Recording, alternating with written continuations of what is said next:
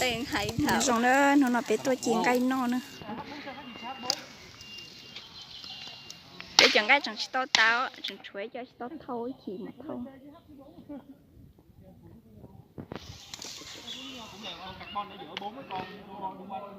nè nó từ tôi đi bé mà nó tao bé mà nó non thế vậy dạ dân anh ấy hạt anh ấy chỉ mua miếng anh ấy tuần早上了多一早上了对dân现在dân nè那么人家讲啊，一起莫名有嘛，多早上啊。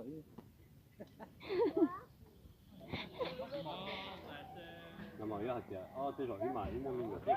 tôi đi rồi 别下只改模的，这种做错完了。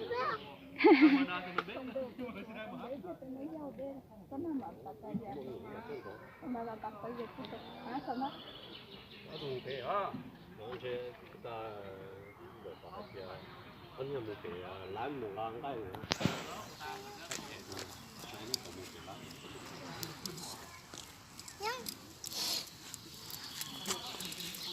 cho nhỏ sáu đã nó nhỏ lại cái lại anh chỉ đó. Chỗ à.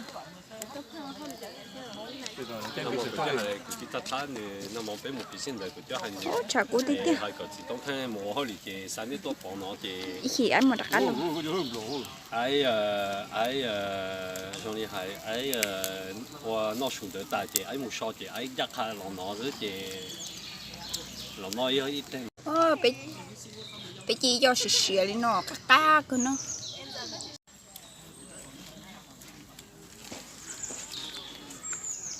Chiên canh nó. Ô là tôi gà đầu tốt chi à, áp con nó chọn lọ. Nếu mà ô tô họ lượt cơ. Gì cá tí tia nữa. Nó tăng thêm một năm thôi. Ủa bây giờ tạm bố mà ăn gì khác cơ.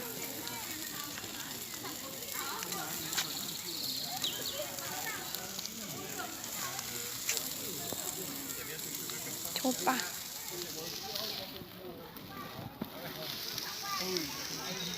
Chẳng lúc cô à.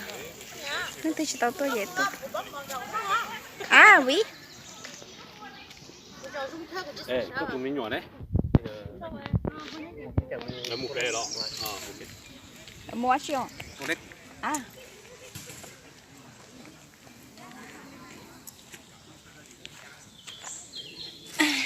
Hạt tiêu mong cái mỏ nó xin cho cao.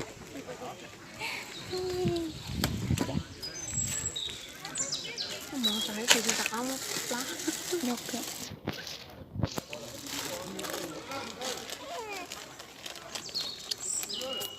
Ôi dụ. Ôi tao. Ê, này chọc con này bị tông không? Này chú nó muốn chọc Ê, muốn chọc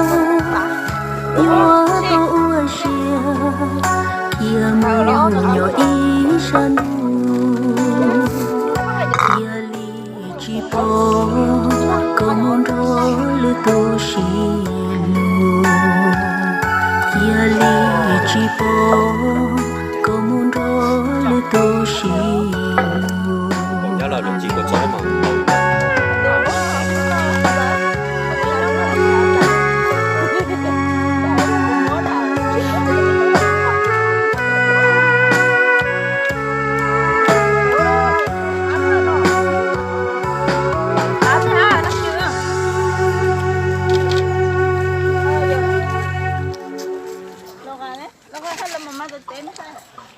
Tụi mình xài về đấy cũng có tụi mình phải nó sẽ cho học cái học của ta to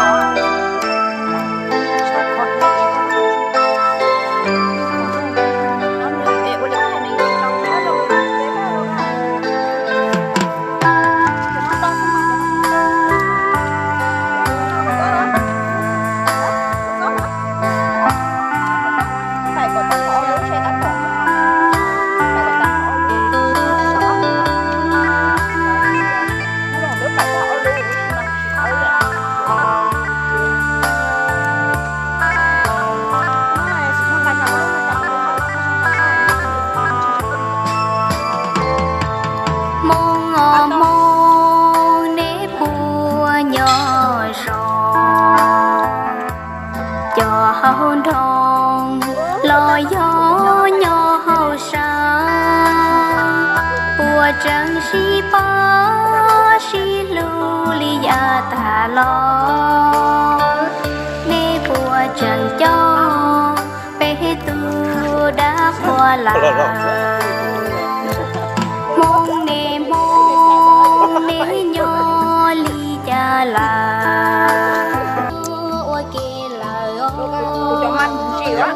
nê bùa trăng cho bé lu cô rê cô rò nè nó xin dài lăng nhỏ khó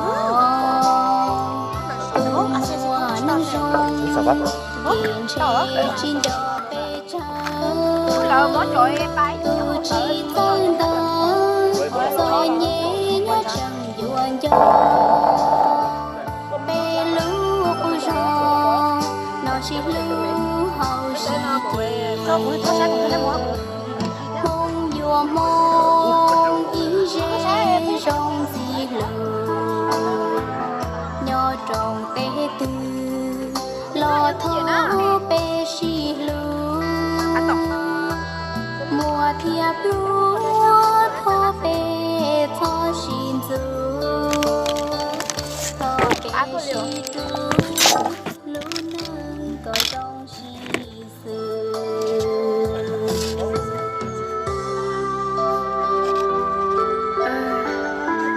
chưa chỉ khá thế nào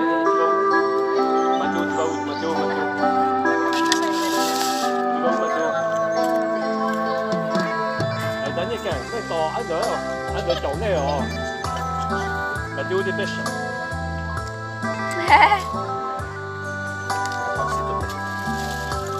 mấy gặp nó xin dài lăng nhỏ khó từ mùa nắng rong tiền chế chín cho bé trai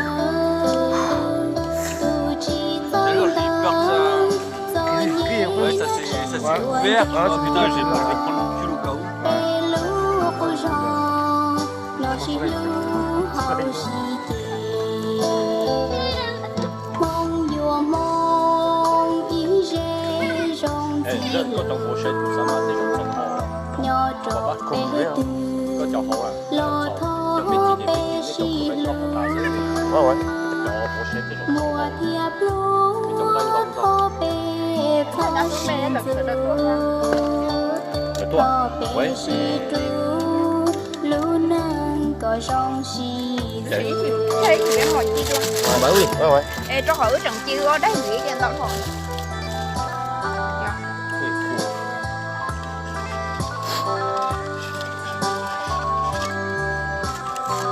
Quên nào? Mấy cái này.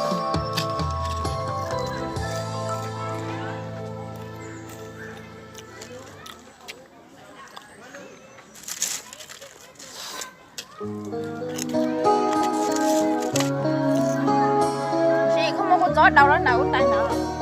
Et quand tu dors, quand tu montes, quand tu dors.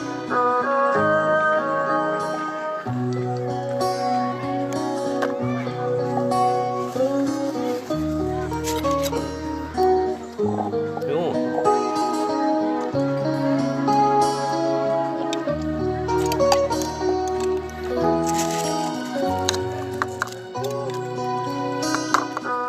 Les gars, vous voulez gagner de l'argent sur Internet? Quoi? Vous voulez gagner de l'argent sur Internet? J'ai installé ce navigateur là. Ah ouais, Ouais. j'ai entendu ça. Alors c'est quoi, c'est bien? Tu gagnes de la crypto-monnaie. En fait, le concept, c'est déjà c'est un navigateur plus sécurisé. Tu as un browser, tu peux mais ça quoi, tu peux bloquer les pubs, les navigateurs internet. Ouais. Ah oui, d'accord. En fait, en même temps, tu gagnes de la monnaie, quoi. Ouais, et en fait, si tu acceptes de voir 5 pubs par heure, ouais. En fait, tu gagnes 0,05 BAT, c'est la crypto-monnaie.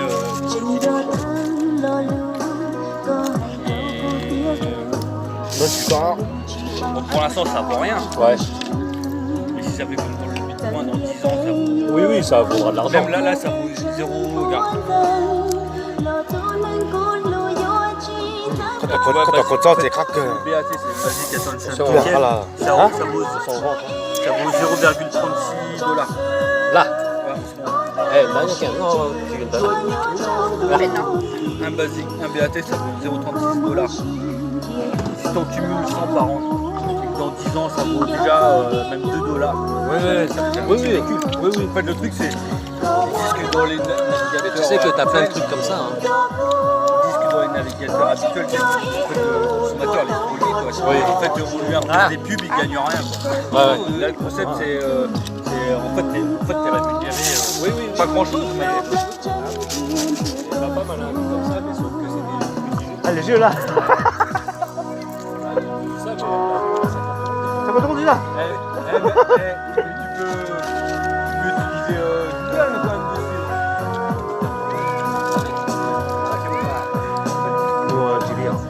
Ở đây cho Achine Loramu Tolea. Ouais, c'est ça. Je suis rendu à 9 BAT.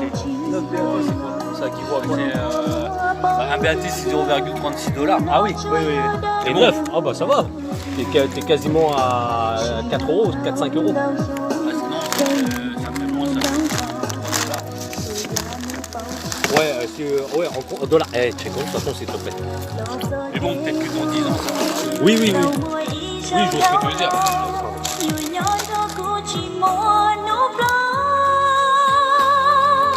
Nó tàu á, tàu giờ gió dầu mỏ tay bé lon nọ. Nói xa. Có bún nào mà không lâu nữa. Gì cả?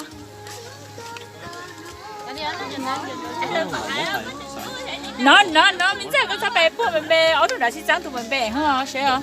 Nhưng mà chuyện cái trong tia liền.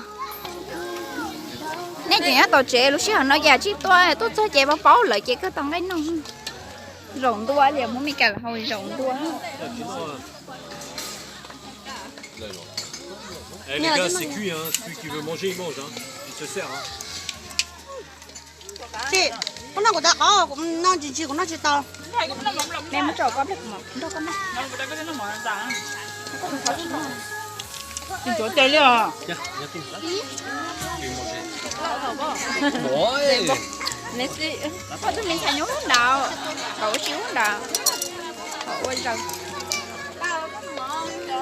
Eh les garçons, si vous voulez manger, c'est bon, hein. Tàn cây mình gì?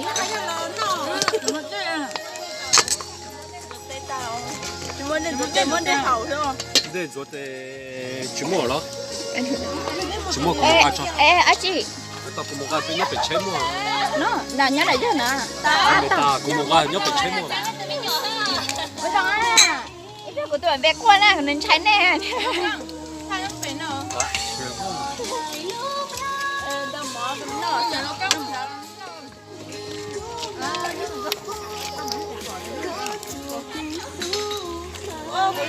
Món con nào cũng không khi món chế đen cho của nó món chế đen.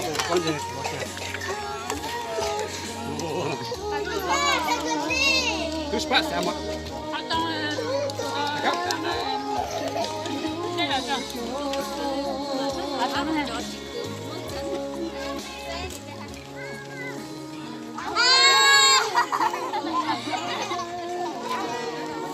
Nó mà chúng chỉ chống đi.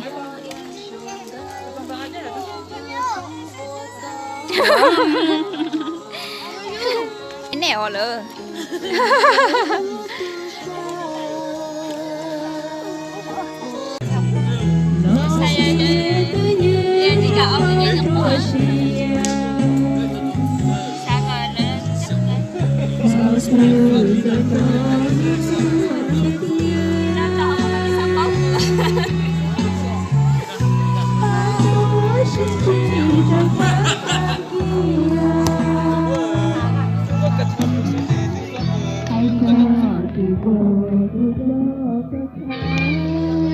Vì tôi chỉ nó mà nó chống thì tia lên nè. Mấy chắc thế lớn thế bé rồi nó thế nào? Để bán rồi nó, để bán mà chống thì tia.